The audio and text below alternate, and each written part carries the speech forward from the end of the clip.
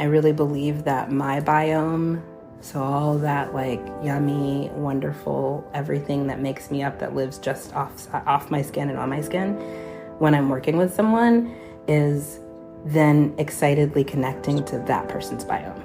In the field. I think of them as like a million little conversations whispering to each other, like, okay, you know, this is what you remember, and this is what I remember.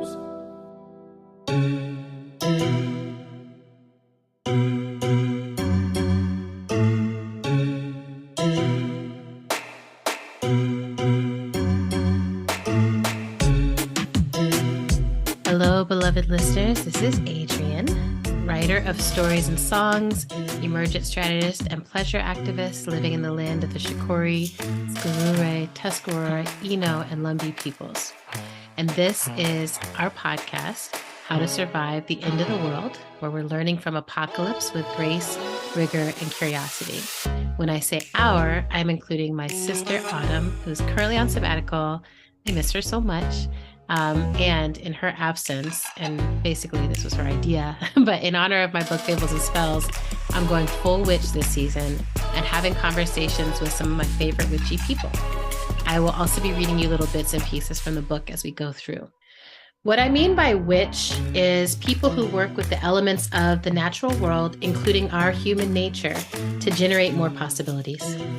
Witching is engaging the essential natural world with magic, supernatural, and or healing intentions.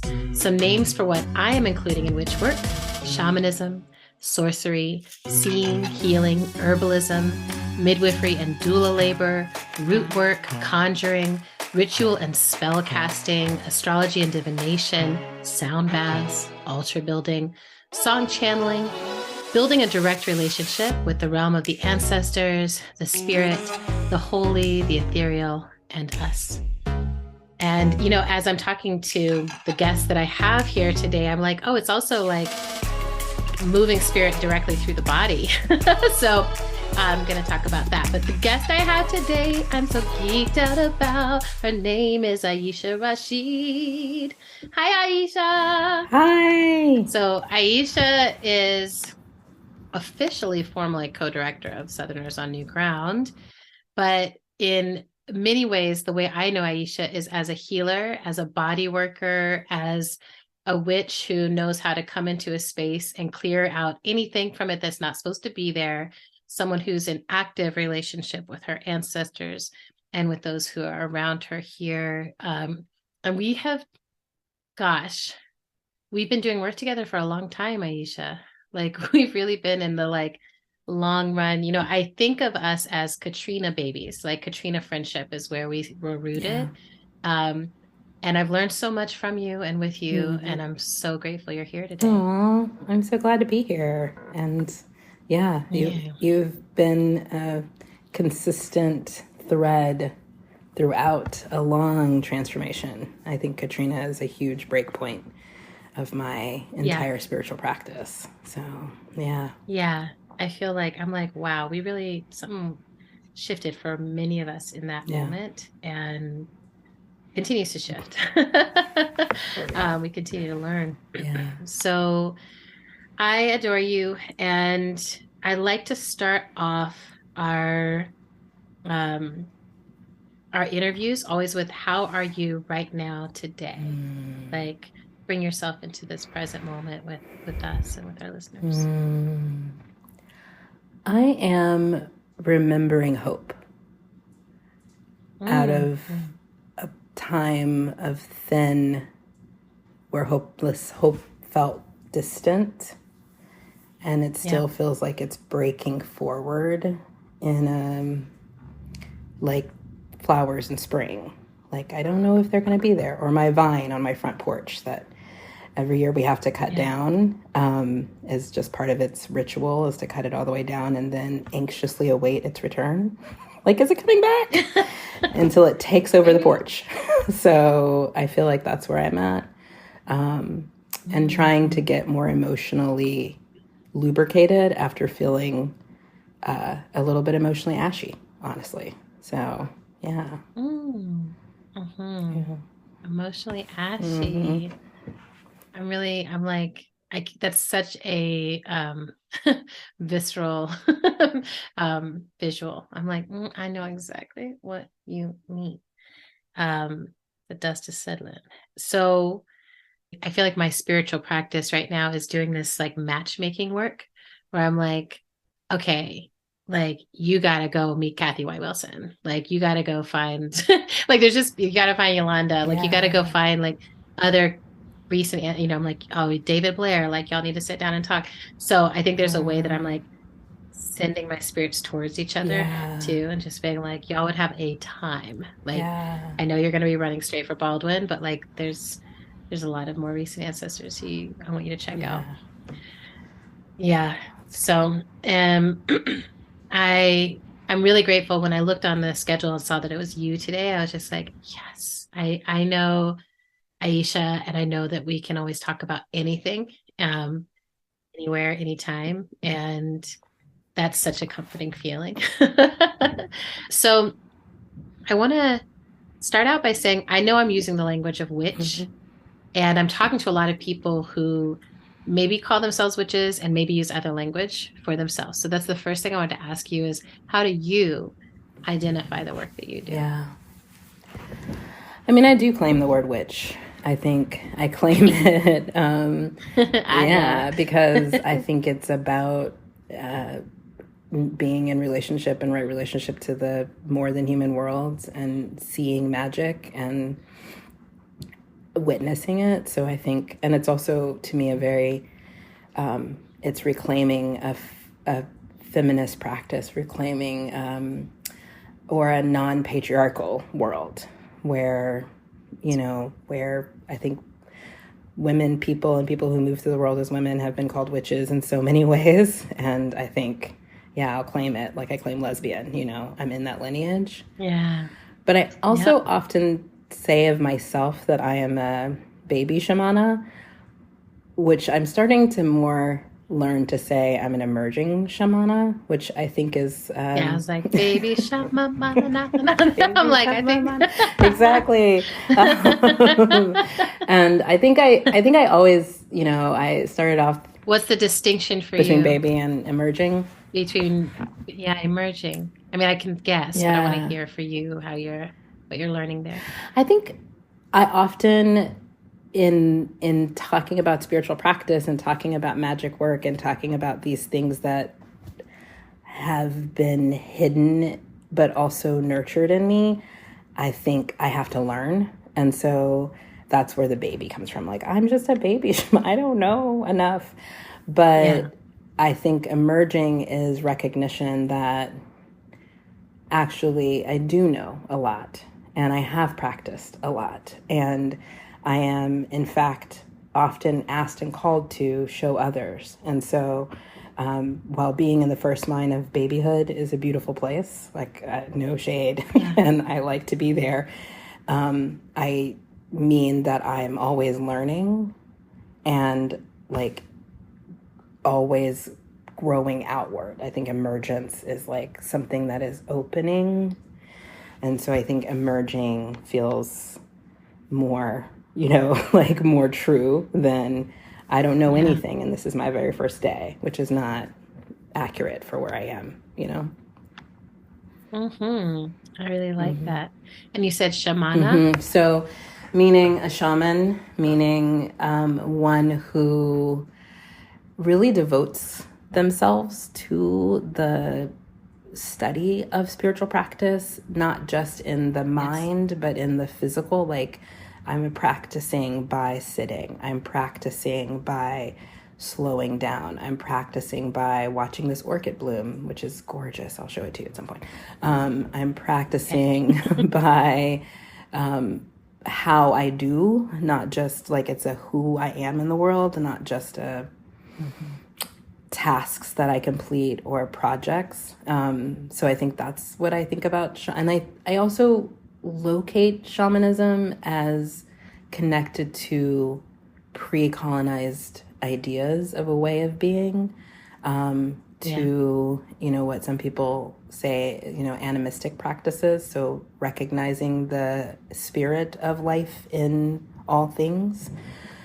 And so I think that's I wonder if witches in the earliest use of that word would have called themselves shamans, and if the shamans would have called themselves witches. Like I imagine a convention where they were using those words interchangeably. But I think shaman calls me to an Afro-Indigenous lineage, as well as I think witching recognizes a universal acknowledgement of magic that is, often associated with a more European lens of things, but is, I think, all of our collective power. And I'm those things. I am African. I am First Nation Turtle-eyed and Indigenous. I am European descendant.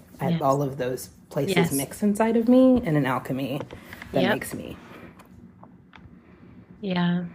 Well, and it's such an interesting thing. Anytime I try to reach for something broad and claim it and insert myself in it, right? I feel like it's one of the ways I always learn what is all of this, like what all is in here. And then sometimes, being like, I'm going to define it myself. I'm going to define what I mean by it and let that be, I'm like, in this container of my life, it's this. Anyway, I think that's, for me right now, a way of working with words that gives me some peace. I love this piece around like shaman and witch and interchangeability and possible distinctions. I love all of it. It's just really good. And I do think I'm like, I was also like, was it just medicine people? Like people who come and bear some medicine, hold some medicine, see some medicine, I think there's many ways to call this work. Yeah. And part of me is always also like, what is the most political way to call this work? What is the way that is like, you want to silence this aspect of me? I'm going to turn it up, Yeah.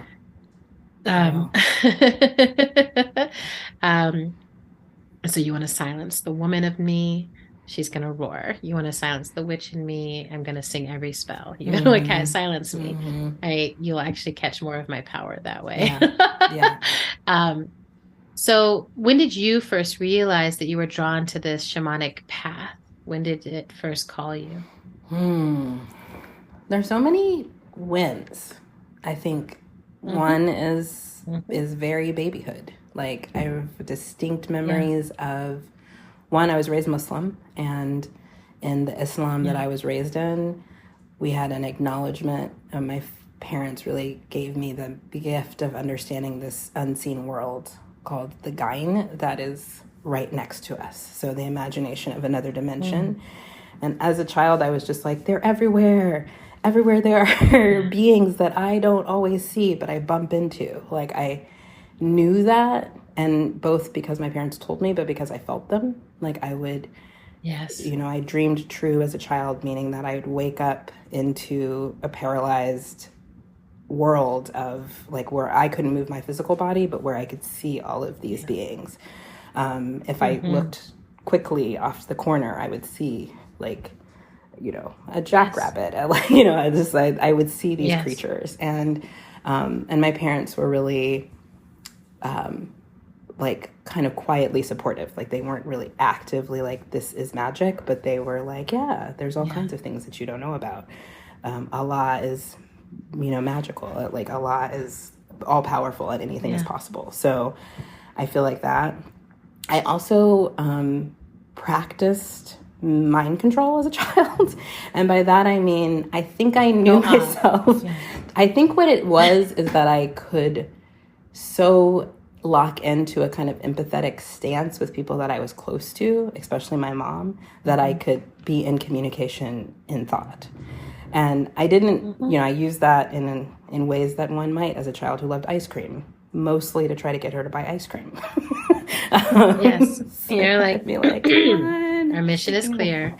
Our mission is very clear. Come on, Mama. But also as a survival tactic, because I was raised in a household where it wasn't always okay to ask for what I wanted or to say my needs or be loud. And so I became really practiced at quietly asserting myself in this way that was, I've had to unlearn some things about it as I've grown in my powers. But now I understand those things to be the earliest. And my brother and I made spells together. We made potions together. We come from, I believe and feel clear, a line of medicine makers and medicine carriers who often found the medicine that they knew to bring becoming poison as it became like addictive substances and drugs and abuse. And so I understand that. And even as a very young child, that was just a way we played, was to make a potion, to make a poultice, to make a thing.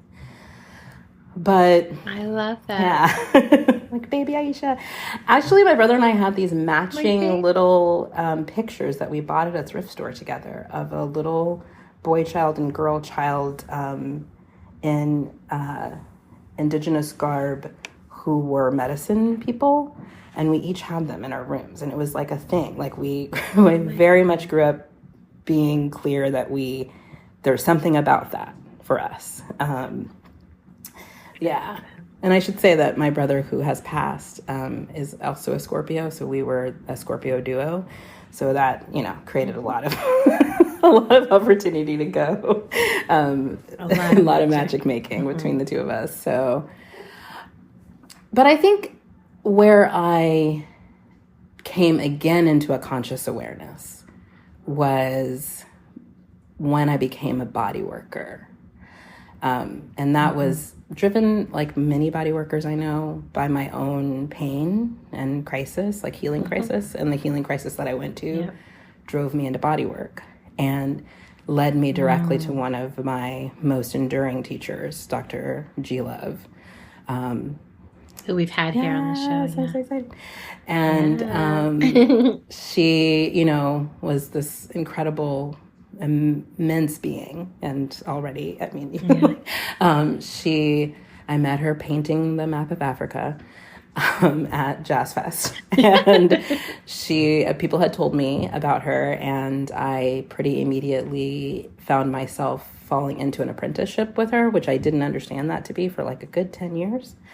But just knowing that I was going to be touching people's bodies and people around me saying, you want to not just be doing the technical part of that, but understanding how you can be a healer, like not just someone who massages someone. And there's something beautiful about just a straight up massage. Don't get me wrong. Like, it's lovely.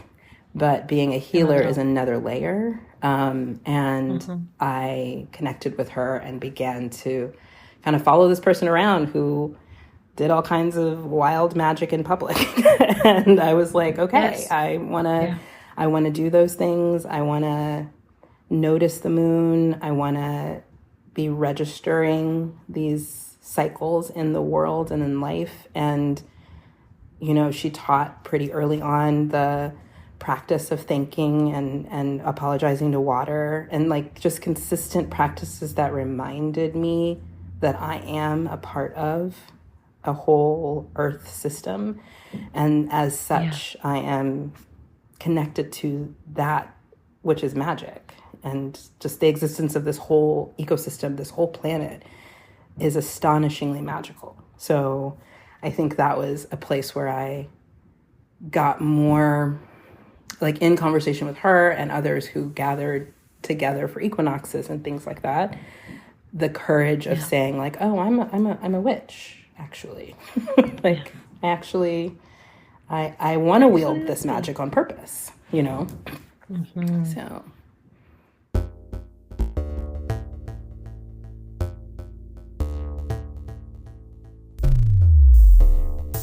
Beloved listeners, many of you already support this podcast of ours. And so this message is first and foremost gratitude to you all. Thank you so much. We really couldn't do this without y'all. And it's an invitation to those of you who listen on the regular and might not have become a patron yet, that this really is a community effort at this point. We don't get funding for this from anywhere else. We don't have grants or anything else supporting us. and we don't do advertisements, which has been a political choice that I think is the right one for us. And I think it allows us to be more present with you all without having to bend and weave and figure out like which products are the most apocalyptic.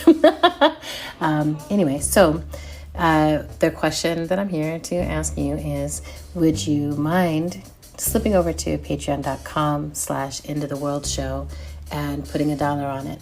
You know, you get access to our Ask Us Anything exclusive content. We're already brainstorming and planning on other exclusive content to offer through that space. And you get merch, really cute things that we send you because we made them just for you. So go on over, see what you can do. We really, really appreciate it. We're full of gratitude for you. And yeah, let's get back to our show. So you've told us a little bit here, Dr. G, about moving into this apprenticeship. Because the next question I have is really, is there a formal lineage to the way that you do your work? So it sounds like, yes, there definitely is. And is there more you'd like to say on that? Like about other teachers, about other ways you've come into the practice, and or if there's pieces that you really found intuitively that have been persistent aspects of your practice? Yeah. Well, I think definitely learning with and through and apprenticing Dr. G is a huge part of my lineage, both in the Pachacuti Mesa tradition, which is a specific kind of altar building, a world transformative and healing altar building practice that I really count on, rely on, use consistently, come back to. It's like a touch point. And also in Reiki practicing. So Dr. G I actually began getting to know her as a apprentice, as a student of Reiki. And so that lineage, so the lineage that she's a part of, which I'm now woven into and have been able to have been blessed to be able to pass on to others, is a part of my lineage. I think the other places are more like my Islam is actually this weave through. So I think, as I began, well, actually, let me back up and say one other thing. I've wanted to study religion. I was very interested in like the philosophy of religion. What is this thing that brings people together but also tears us apart? What do we mean by religion for a long time? And so as a journalist, because that was how I like to approach it, I was like, I will study this. I will learn by doing reporting about religion as a third space, as a place where we are connected. And in that process, I ended up exploring a lot of traditions or religions that people might think of as minorities in the U.S. So not necessarily small, but here, including a lot of pagan tradition, a lot of that kind of world. And one of my earliest explorations of this was to like just spend some time with like a pagan circle who were regularly gathering and like writing about sort of a rise of pagan tradition. And by that, we really meant earth-based religious traditions in college. Okay, beautiful. So that was like another place that I found myself. I often studied stuff as a journalist, like because I really was interested in it. But I could go under the cover being like, I'm just here as a reporter. Don't worry, don't mind me. Let me just check it all out. So that's another thread, was this kind of like intellectual, philosophical, like what is good and evil? What do we mean by those ideas? That is one of the self-exploration places that I went to.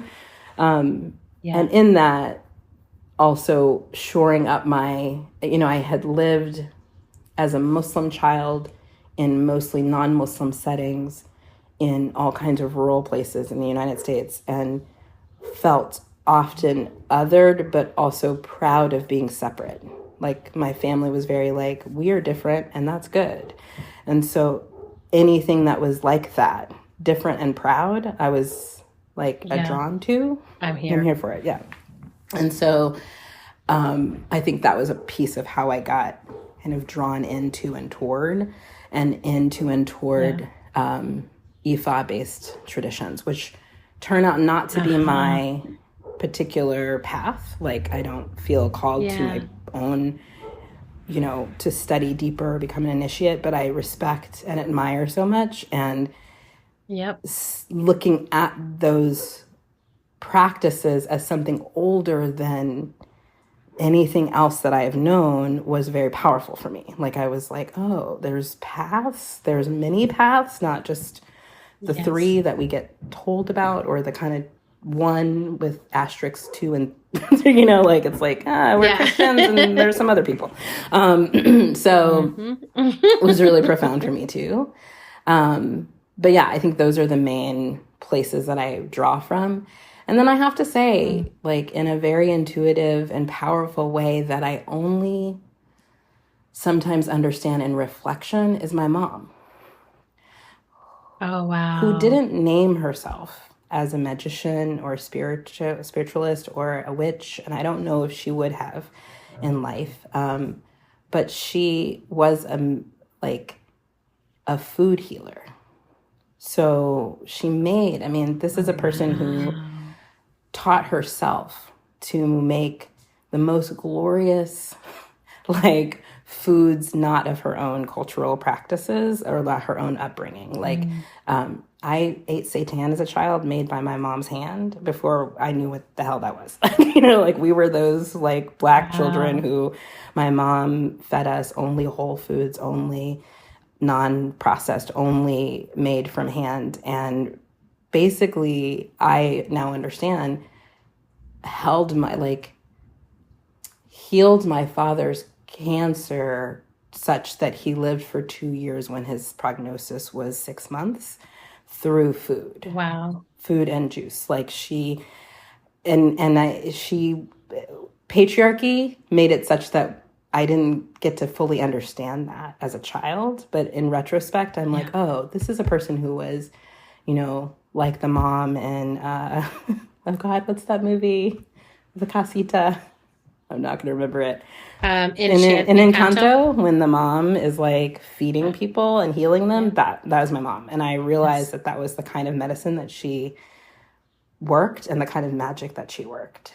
And so I have to name her as a piece of my lineage, even though I think it's taken this whole circuitous journey back to her to bring me that understanding.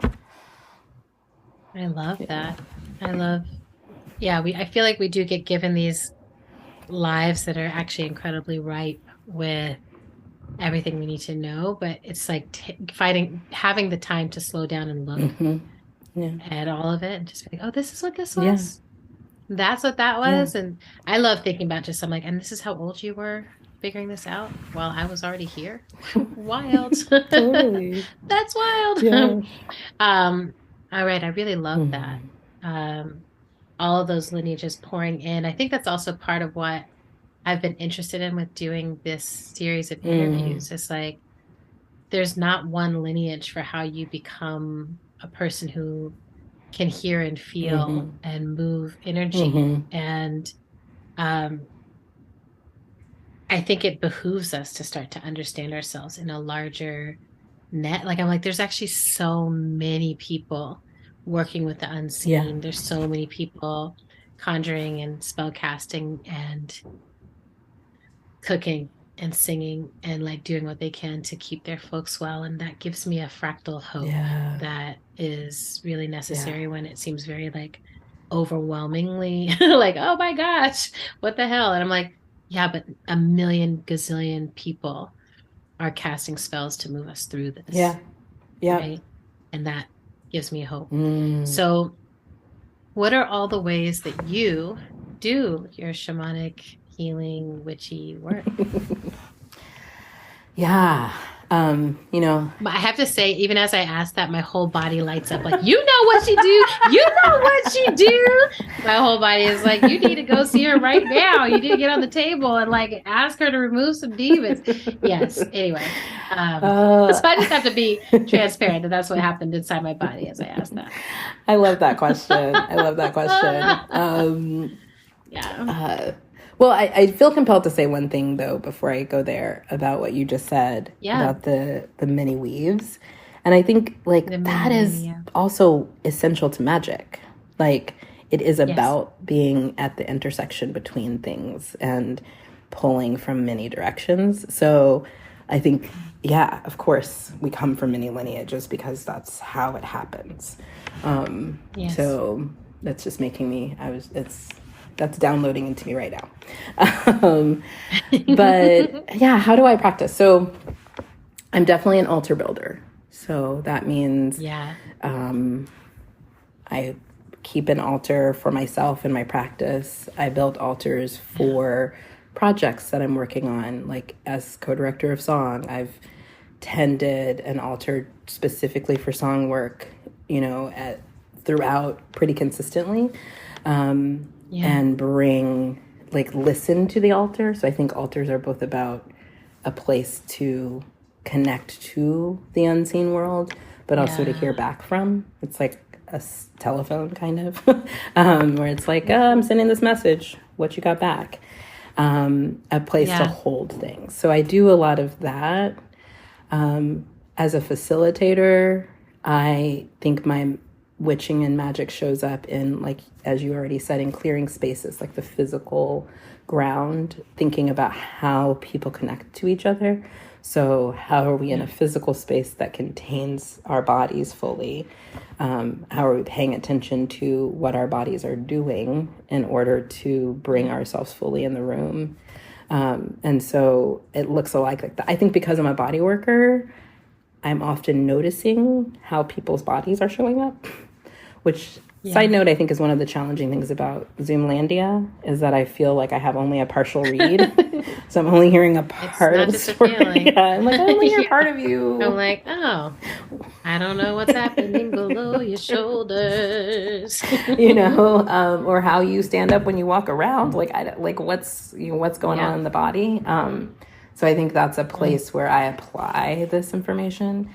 As a Reiki practitioner, I learned pretty early on how to use the Reiki precepts and how I think about things, which is about being present in the moment, about bringing love and light into situations, but also about being able to understand time as foldable so that I can send a container of light and care to the future for a conversation that I haven't had yet. And so when I can remember to do that, I do that we're having a meeting. It might be a tough conversation, or we want a really open whatever. It's not necessarily just for when things are hard. And I think that's something I try to remind myself, that witching and practice is not just for when hard times. But that, you know, that I can actually send an energy for myself, a support for myself forward. When I drive, I send light along the ways. I actually like to look at the little map, the little blue line, and just like send the light along the blue line so that there's clarity, there's a way, ways are made. I love that. I was like, practical tools, you know what I'm saying? It's one of my favorite things about learning with Dr. G and the community of soul shifters is that a lot of just practical ideas, like, all right, you have this problem, here's how we can apply a practical solution. This is what we can actually do. Right. When we were starting the school that I helped be a part of opening up here in New Orleans, I painted symbols of love and hope and Reiki into the classroom walls as a container for whatever beauty is happening. And, you know, like that was a piece of just, you know, painting the words into the walls and actually painting Reiki symbols into beneath the paint. And I do that in houses whenever I paint in a house or a space that I'm in. Other ways, I'm a body worker, so touch. Hallelujah, hallelujah. Yes. I am a body worker.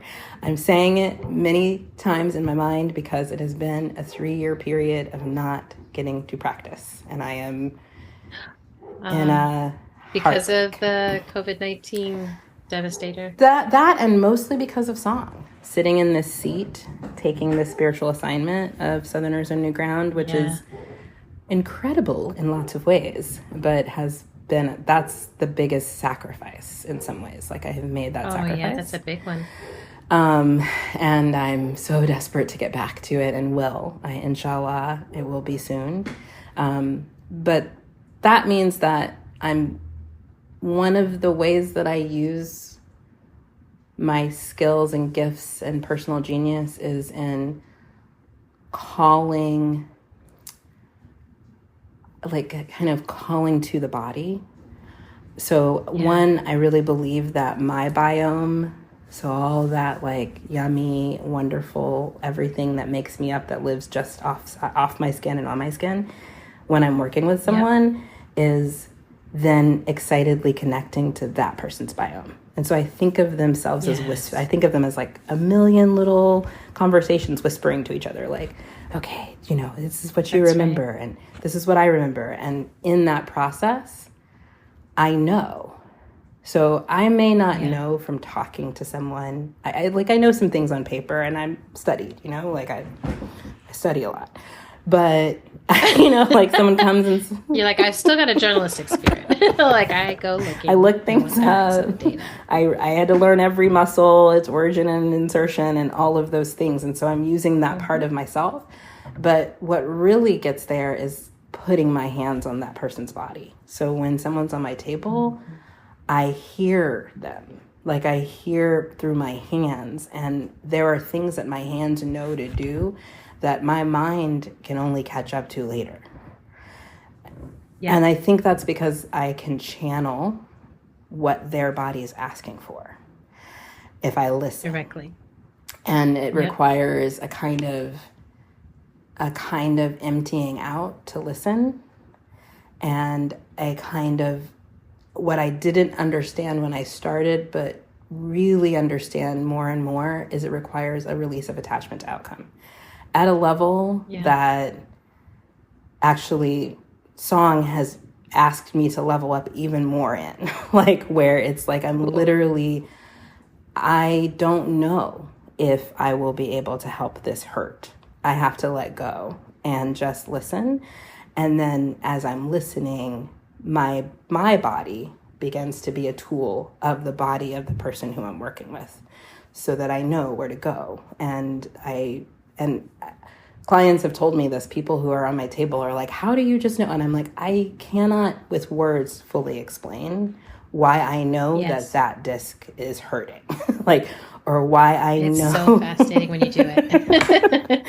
I mean, it's wonderful. Yeah. It's wonderful, but it really is so remarkable when you do what you do. Like, I love getting to be in a position where I can interview you and also testify.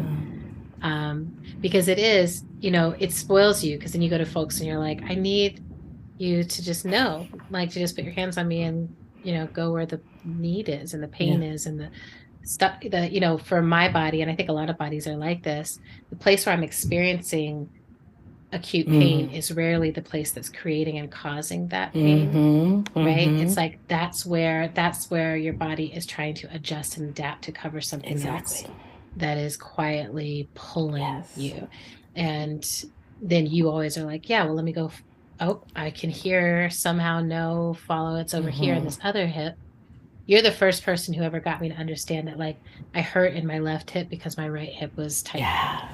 And I was like, wait, what? The right hip's fine, Aesha.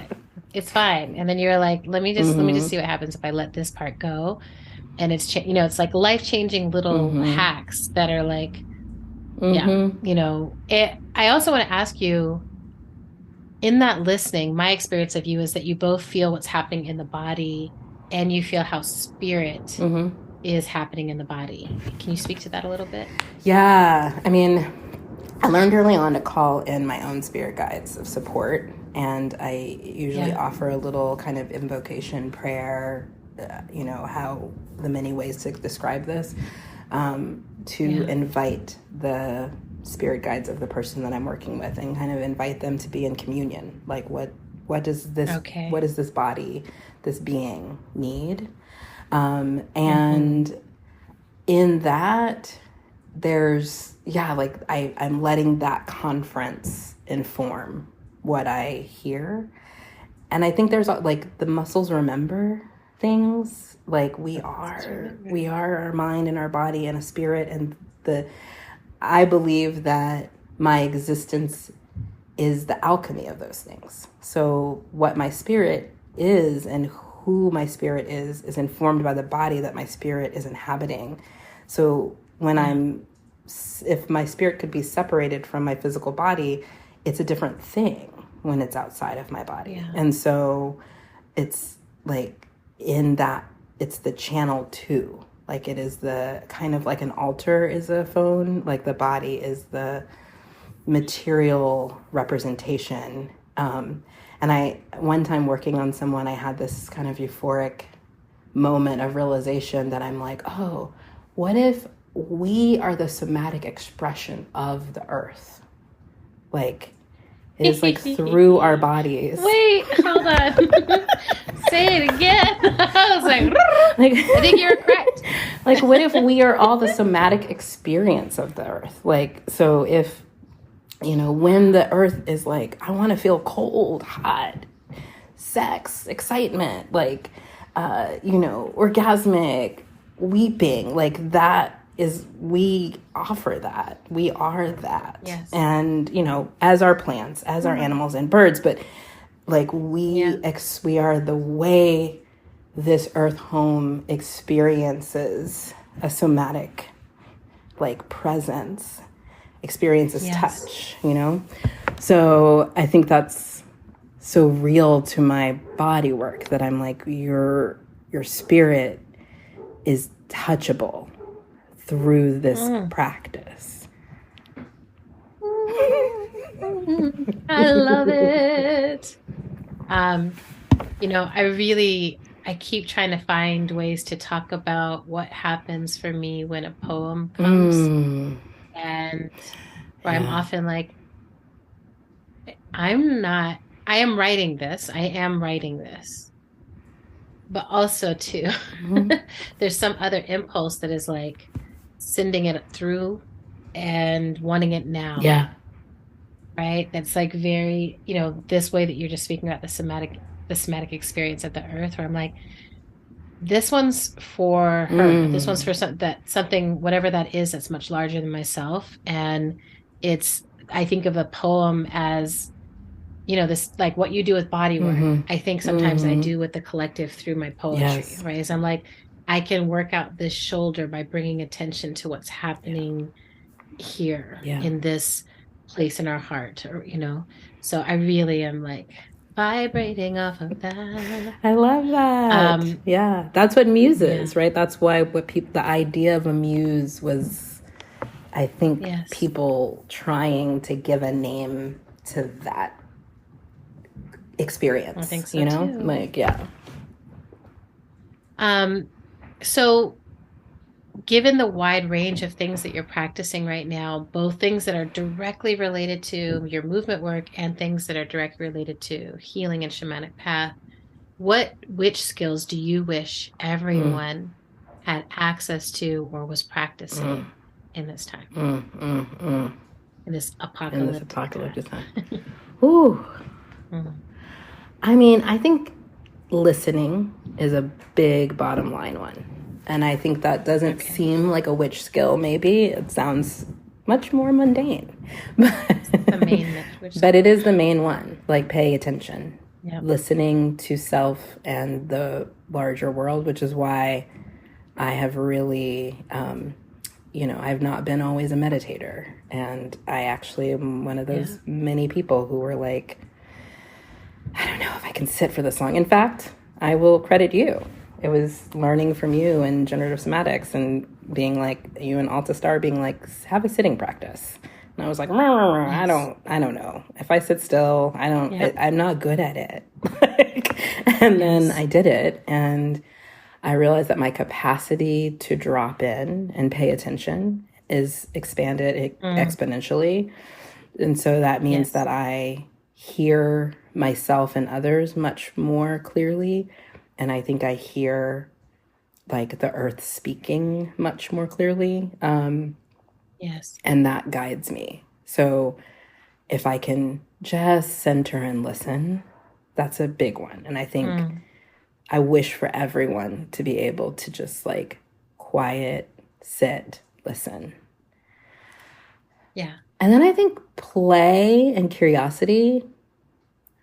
I feel like there's something, the stakes are so high, and they are. I really feel that for sure. Like, you know, we are in huge existential crisis battles, and we also like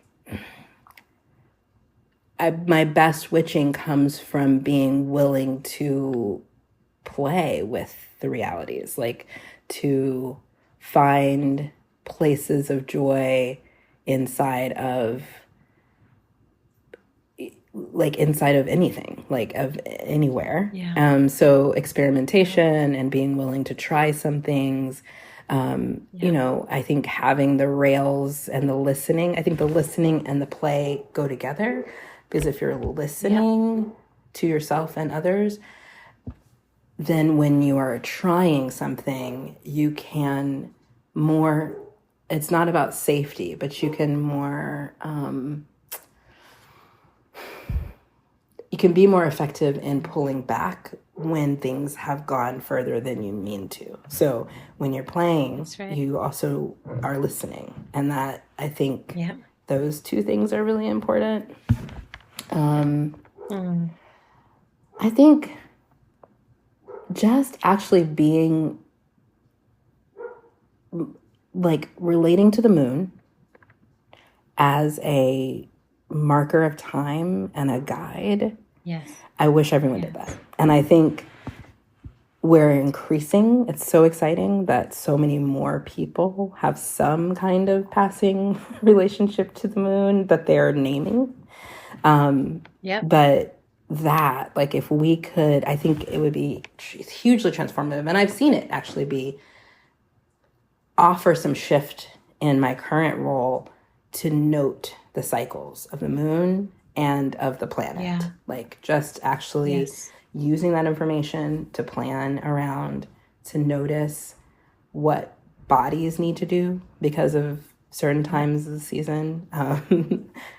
I got on a little tiny, I was running late because literally I sat down and like my body was just like blood because it's almost new moon. Everywhere. And I was like, what a blessing. And then was like, I need to go rearrange my life a little bit. I'll be right back. No, that's right. So I had a song come the other day, Aesha, that was like, it's like, I'm bleeding from my vagina. Why are you calling on the telephone? And it was just like, it's like, I cannot believe that I'm expected to do this every month for me. I'm not trying to have kids. So I'm like, I'm just supposed to do this for the chance of the possibility of some creation being possible through this body.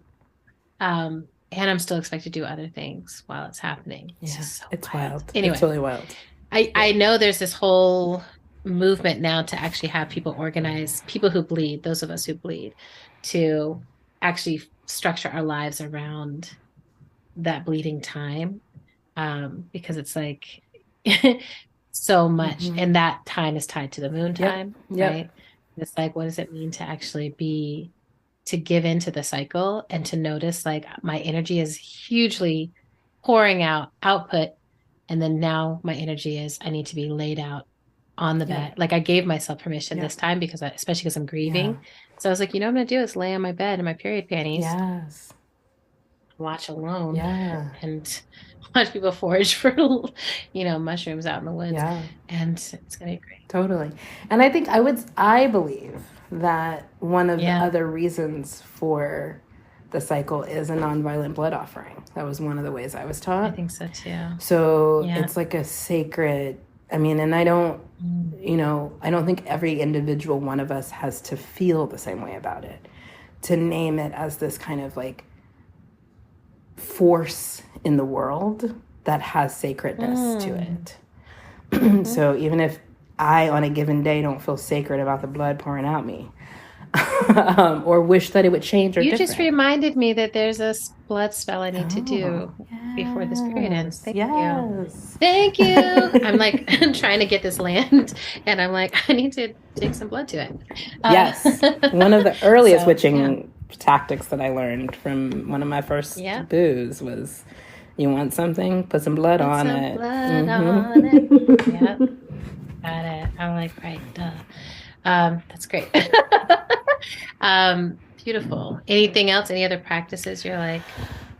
So yeah, I mean, I think I definitely lean to and move towards tarot and astrology, especially in this time of leading an organization, just to get information about what's happening, to like pay attention to what the conditions might be. Like we're in a strategic planning process right now, or coming through, and when I tell you, like the amount that it mattered to both listen to dreams, to what we were feeling, what we were noticing, what the trees were telling us, what the birds were telling us, whilst moving through this work of trying to make sense of what our direction is, review and look forward, look back and forward, was so necessary, and a huge reminder of that we can use all of these tools in support of.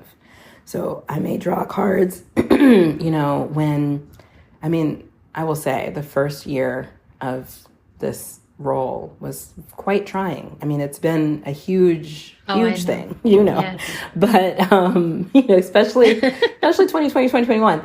And I did a lot of, okay, I'm not sure, but let me pull some cards and see if the wisdom of the cards will help me remind me of what I know, right? Because everything I think, and this is something I think is important to say to the sort of those energies in the world that I think are afraid of remembering these things because we've been told that they are wrong, or we've been told that they come from a place that's not logical or to be trusted, is that we're only listening to ourselves. Like it's you're listening to your own medicine when you listen to yourself via tarot, via dreams, via divination, via all of these vehicles through astrology. It's not telling you what to do. It's helping you understand what you know is to be done. So I think that's really important. Right. And then, oh man, just like that, it went out of my mind. Oh, I do dream. Like dream ritual is a piece of what I work with all the time. And I understand, especially from an amazing session that I will always remember with Alexis, Pauline Gums, that dreaming is a collective practice, so that I'm dreaming a piece of a story that is usually part of there's a message for us in the dream. So I may have had a specific dream and then I may not know who all the us is, but it is a corner of a little, I'm just opening a curtain and seeing a little something. And often years can go by before I put those pieces into, right? That's like some kind of archive of dreams. And sometimes it's really immediate. Like I basically dreamed the entire events of our strategic planning session like a few weeks beforehand. And it was really amazing. And I felt really brave enough and grateful to have built the kind of trust with my colleagues and comrades to be willing to talk about it. And that led to being willing to put that information to use. And I have such gratitude for being in a movement, organization, container that has room for that, even as we hold the multitudes of skepticism, of unclarity, of fear, of a whole world of prismatic geniuses who are in different places about how those personal geniuses can show up, I really love this. It's so interesting to me because I think sometimes people are like, oh, you make real decisions this way. Like you make your really big decisions this way. And I was like, especially when it comes to beginnings and endings, I'm like, I have an intuition, but I also have tendencies. And because I am, Virgo with an Aries rising, I have a tendency towards starting things and thinking I can start things in an orderly way. Like that, like I gotta get it going, right? And I'm like, my intuition often knows whether I should or should not apply that starting magic to things. And the cards help me figure out, right, what is the logical balance between the tendency and the intuition. And or sometimes my intuition is screaming at me very clearly what I need to do, and I don't want to, right? And I'm like, I'm not going. You can't make me. Other people are going to think badly about me or whatever. And then I turn to the cards, and the cards are just like, you don't need to worry about that. You just need to worry about this is the right decision or whatever it is. And that it has been so liberating for me, actually, to be like, I'm not on my own making these decisions. Like I'm trusting myself, and myself is of service to something larger than myself. Right. And I think that's, why, to me, I want to awaken the intuition of so many people, because I'm like, if you're just following a sheep's path of whoever is telling you what to do, you're not hearing your part of our collective intuition, which we all need everyone to hear in order for us to figure out the next moves to make. And even when it's a battle, it's like, you need to hear your side of the fight so we can fight with integrity. Right now, I think there's so many people, so much of the oppression in the world comes from repressed intuition. And people being like, I cannot trust myself. I've got to put my faith in someone else who will make me feel powerful. And whereas when you really lean into your intuition, you feel powerful because you're like, oh, I'm just rooted into, I'm a mycelial thread. I mean, of course I'm powerful because we are powerful. Right. I love talking with you. And I love always talking with you. I was going to ask a question about doing witch work while you're healing, but you spoke to it already in multiple ways that I feel very satisfying for me. Which I have to laugh at trying to interview witches. So now I think you're like my 7th or 8th. And it's so funny because y'all all anticipate the questions and answer them. And I'm like, great, I'll still slide in and, do a little light touch guidance, but generally I've never experienced this as an interviewer ever in my life, that people are just like, I already know exactly what's coming. So that makes me happy. That's so beautiful. And talking with you makes me happy. And I just want to say to you a huge gratitude of that willingness to make the invisible visible that I have watched you do over the many years in big ways. Out, I'm a Scorpio, so I'm like, shh. I'm in the cut. Can we tuck that under a big rock? I'm underneath a cenote doing what I'm doing. Well, that's my moon, right? So I'm just like, I'm always like, I can feel the pull of the cave at all times. And then I'm also like, and let's bring it into the light and share it.